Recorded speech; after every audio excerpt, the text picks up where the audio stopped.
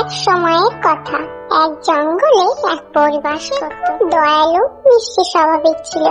সে জঙ্গলে সব পশু পাখিদের ভালোবাসতো। জঙ্গলের পশু পাখিরাও পরীকে খুব ভালোবাসতো।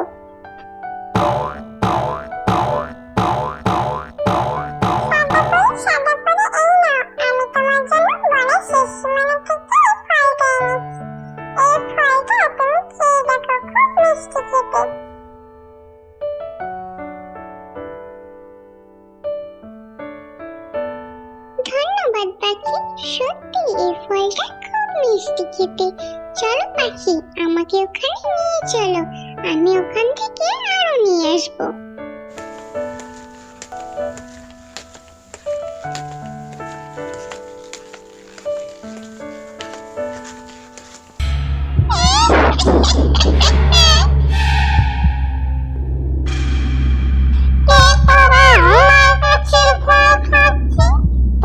সাহস কি করে হয় গাছের ফল খাওয়া?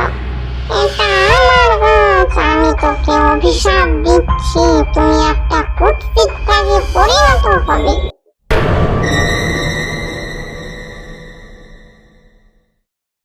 আমাকে ক্ষমা করে দাও, আমি জানতাম না যে এটা তোমার গাছ। তুমি তোমার অভিশাপ ফিরিয়ে নাও। আমি অভিশাপ ফিরিয়ে নিতে পারবো না, তবে এই অভিশাপের একটা উপায় আছে।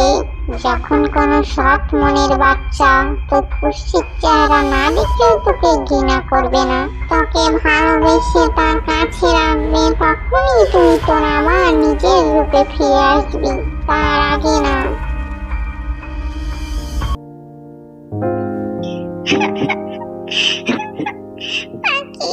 আমি আমার আসল রূপ পেতে চাই, এই বনে থেকে সেটা সম্ভব নয়, তাই আমাকে গ্রামে যেতে হবে কোনো সৎ ছেলের খোঁজে।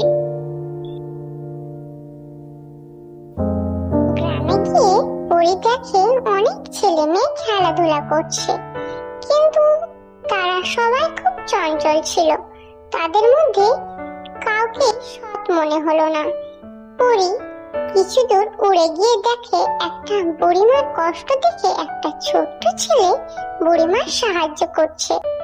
কাক তার আগে গিয়ে তার সামনে আঘাত পাওয়ার নাটক করতে থাকে। ছোট ছেলেটা কাকের কুৎসিত চেহারা না দেখে তার কষ্ট দেখে ও তাকে তার বাড়ি নিয়ে যায় ও সুস্থ করে তোলে। আহারে, তুমি বুঝি খুব ব্যথা পেয়েছো? তুমি চিন্তা করো না, আমি তোমাকে সুস্থ করে তুলবো।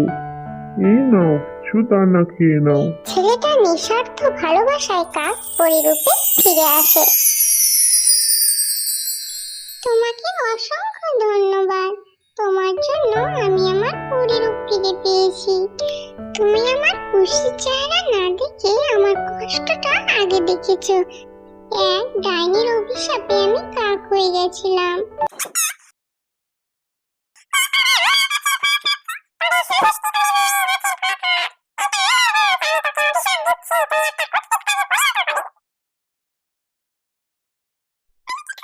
তুমি আমার কুৎসিত চেহারা না দেখে আমার কষ্টটা আগে দেখেছো, তাই আমি আমার পরিরূপ ফিরে পেয়েছি।